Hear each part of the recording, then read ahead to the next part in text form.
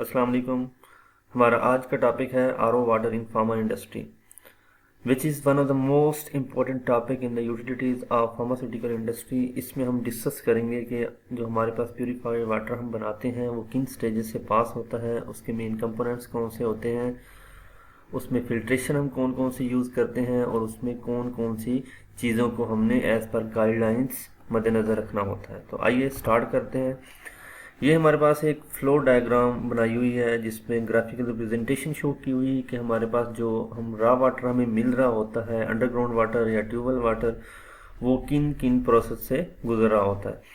अगर हम इस पर गौर करें तो ये हमने एक रॉ वाटर पंप लगा हुआ है पीछे हमारे पास। यहाँ पे कोई भी रॉ वाटर स्टोरेज टैंक हो सकता है, अंडरग्राउंड हो सकता है, बट कीप इन माइंड कि ये भी जो टैंक होगा आपका एज पर जीएमपी गाइडलाइंस होगा। उसमें टैंक का मटेरियल भी देखेंगे आप किस मटेरियल का बना हुआ है और उसकी क्लीनिंग पर्पज़ क्या है, ये सारी चीज़ें आप उसमें देखेंगे। यहाँ से हमारे पास पंप पानी लेके आगे भेज रहा होता है। यहाँ पे हमारे पास 3 चीज़ें लगी होती हैं इनिशियली, जिसमें हमारे पास नंबर 1 पे सैंड फिल्टर, कार्बन फिल्टर और सॉफ्टनर लगे होते हैं। उसके बाद हमारे पास नॉर्मली तौर पर एंटी स्केलेंट की डोजिंग हो रही होती है। उसके बाद हमने कार्ट्रिज फिल्टर यूज़ कर रहे होते हैं डिफरेंट माइक्रोन साइजेस के।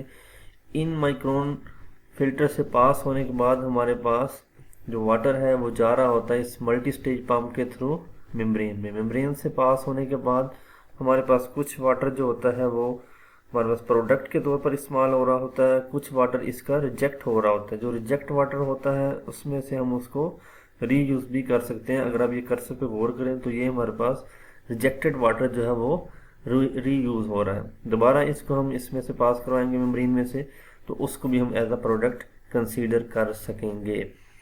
अगर आप देखें यहाँ पे एट द एंड पे एक यूवी सिस्टम भी लगा हुआ है, जो हमारे पास आरओ मेम्ब्रेन के बाद हमें प्रोडक्ट वाटर हासिल हो रहा है वो हम पास करते हैं यूवी में से to kill the microbial loads. इस साइड पे अगर हम आ जाएं नीचे वाली साइड पे, ये क्लीनिंग टैंक लगा हुआ है, इसके साथ भी एक पंप अटैच है। ये बेसिकली जो अभी लेटेस्ट टेक्नोलॉजी इस्तेमाल हो रही है उसमें CIP के लिए यूज़ हो रहा है, बैक वॉश के लिए भी यूज़ हो रहा है, CIP के लिए भी यूज़ हो रहा है, ताकि हमारे पास मेम्ब्रेन्स की जो लाइफ है वो बढ़ जाए, इनकी क्लीनिंग आसान हो जाए, इनकी मेंटेनेंस मिनिमाइज हो जाए। ये एक लाइन डायग्राम के ज़रिए मैंने कोशिश की है कि आप सबको आसानी से समझा सकूं कि वाटर कैसे कैसे फ्लो करता है, किन चीज़ों में से गुजरता है। डिफरेंट सेटअप में से डिफरेंट इसकी कैपेसिटी हो सकती है, डिफरेंट पासेस हो सकते हैं। ये मैंने 2 पासेस आरओ प्लांट शो किया हुआ है जिसमें हमने फिल्टर्स भी यूज़ किए हैं। उसके अलावा हमने sand filter, carbon filter, softener use किए हैं, कार्ट्रिज फिल्टर भी यूज़ किए हैं, यूवी ब्रीथिंग फिल्टर यूज़ किए हैं। तो आइए स्टार्ट करते हैं। यहाँ पे हमारे पास एक रॉ वाटर स्टोरेज टैंक है, ठीक है। यहाँ से हमारे पास ये पानी जा रहा है पंप के थ्रू। सबसे पहले सैंड फिल्टर में गया, सैंड फिल्टर के बाद एक सैंपल पॉइंट लगा हुआ है। उसके बाद कार्बन फिल्टर में गया, कार्बन फिल्टर के बाद दोबारा सैंपल पॉइंट, फिर सॉफ्टनर में गया। उसके बाद ये कार्ट्रिज फिल्टर असेंबली लगी हुई है। इसका साइज़ जो होगा अब डिपेंड करेगा किस साइज़ का आपने किस माइक्रोन के फिल्टर लगाए हुए हैं। लेट्स सपोज कि पहले वाला अगर हमारे पास 10 माइक्रोन का है तो सेकंड होगा 5 माइक्रोन का, ये 3rd माइक्रोन का।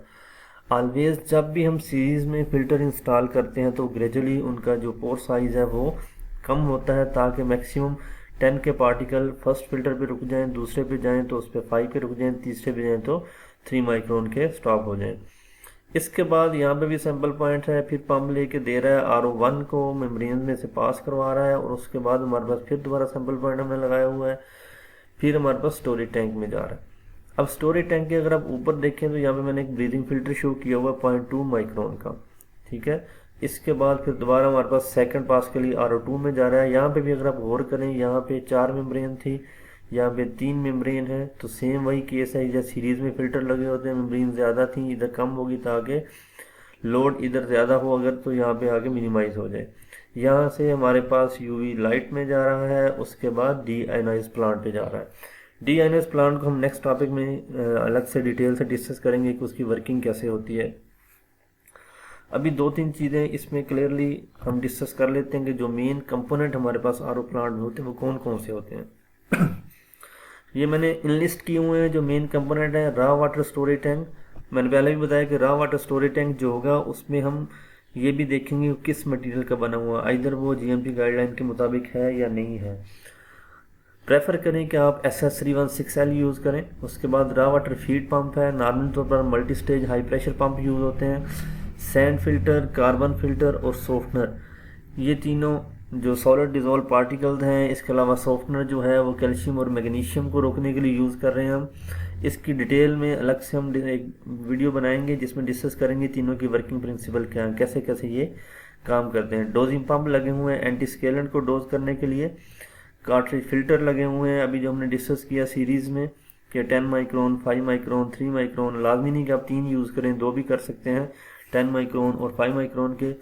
Membrane feed water high pressure pump, ये वाला मल्टी स्टेज पंप यूज़ होगा लाजमी तौर पर, क्योंकि मेम्ब्रेन को जो हम पंप वाटर दे रहे हैं हाई प्रेशर पे दे रहे होते हैं। आरओ की मेम्ब्रेन है, SS की पाइपिंग है, जो पाइपिंग है वो भी एज पर गाइडलाइन SS316L होनी लाजमी है।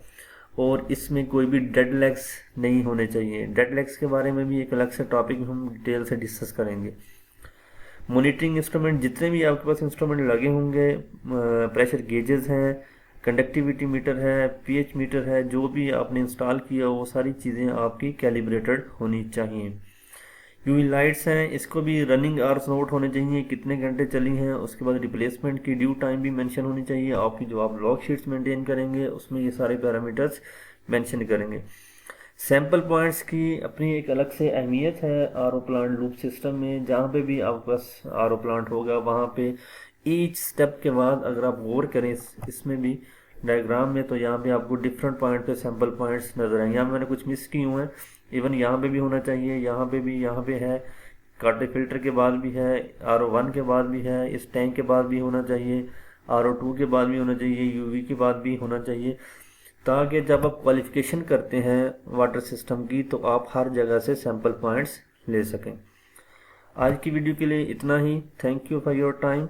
नेक्स्ट वीडियो में इंशाल्लाह हम डिस्कस करेंगे कि वाटर सिस्टम में डेड लेग्स क्या होते हैं और सॉफ्टनर कैसे काम करता है। उसके बाद फिर हम डिनाइज वाटर सिस्टम पे जाएंगे। अल्लाह हाफिज़।